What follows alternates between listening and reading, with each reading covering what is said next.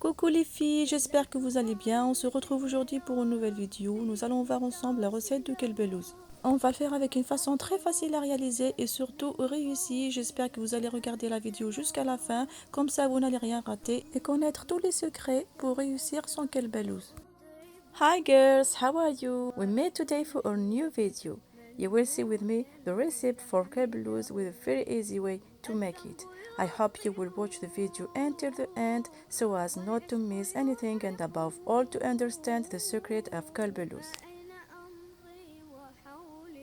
Avant de passer à la recette, la première des choses très importantes à savoir, c'est que le sirop doit être complètement refroidi avant de mettre sur le kelbelouz. Donc la première des choses à faire, c'est de faire cuire le sirop.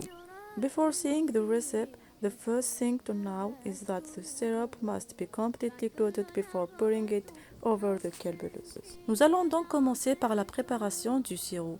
Pour cela, vous avez besoin de 2 mesures de sucre et 4 mesures d'eau. To prepare the syrup, you need 2 glasses of sugar and 4 glasses of water.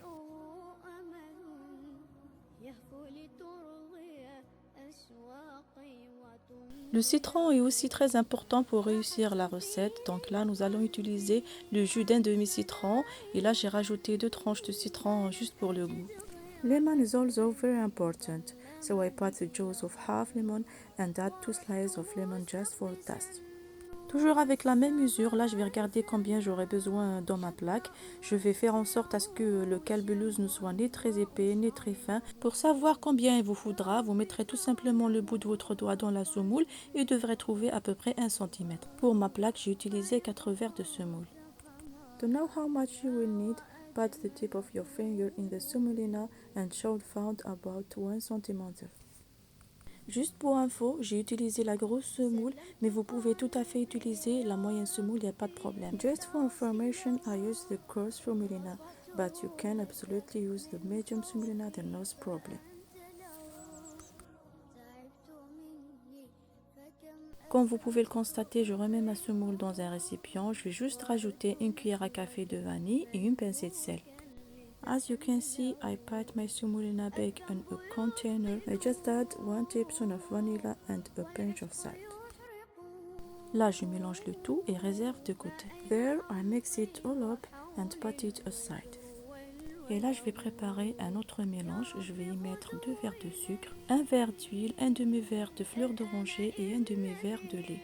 Pour celles qui aiment le goût de fleur d'oranger, vous pouvez tout à fait mettre un verre de fleur d'oranger et supprimer le lait. Mais moi, je trouve que c'est mieux ainsi puisque on ressent quand même le goût de fleur d'oranger et en même temps, il n'y en a pas trop. There, I will prepare another mixture. I'm going to put 2 glasses of sugar, 1 glass of whole, half glass of orange blossom and half glass of milk. Et là les filles, je vais venir mixer le tout très bien, environ 2 à 3 minutes. Vous devrez vous assurer que le sucre est bien fondu pour le mettre dans la semoule. There, I'm going to mix everything well for about 2 minutes. Maintenant, je vais verser le mélange dans la semoule et bien mélanger. Now, I will pour the mixture into the semolina and mix well.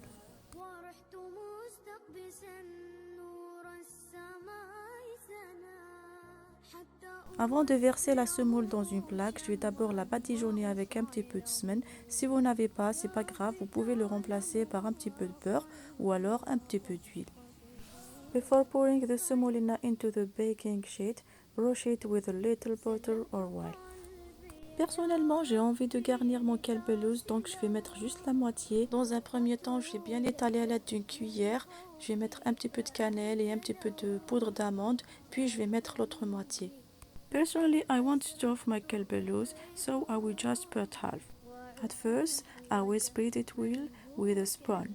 I will put a little cinnamon, a little almond powder, then put the other half. Et là, c'est selon vos envies. Si vous voulez qu'il soit bien garni, mettez une bonne quantité d'amandes. Si vous voulez juste ressentir le goût d'amande, mettez juste un petit peu. Juste une petite remarque, si vous voulez que la garniture se voit très bien, je vous conseille de remplacer la cannelle par le cacao. If you want it full, add a good amount of almond. If you just want to feel the almond taste, put a little bit. Au départ, je vais en mettre un petit peu partout, Puis je vais m'en servir d'un couteau pour bien étaler. At first, I'm going to pat some everywhere, then I'm going to use a knife to spread it well. Avant de le mettre à cuire au four, je vais encore une fois le badigeonner au-dessus avec un petit peu de semaine. Encore une fois, si vous n'avez pas de semaine, vous pouvez utiliser le beurre ou alors l'huile. Before cooking it, I will brush it with butter or oil.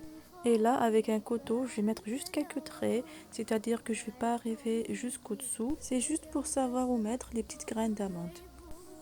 Using a knife, I will put lines. It's just to know where to put the little almond seeds. Après avoir préalablement réchauffé mon four, je vais le mettre à cuire à 180 ou à 200 degrés selon votre four.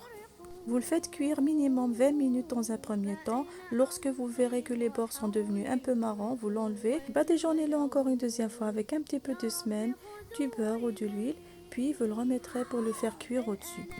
After having warmed up my oven, I will cook it at 180 degrees or 200 degrees depending on your oven.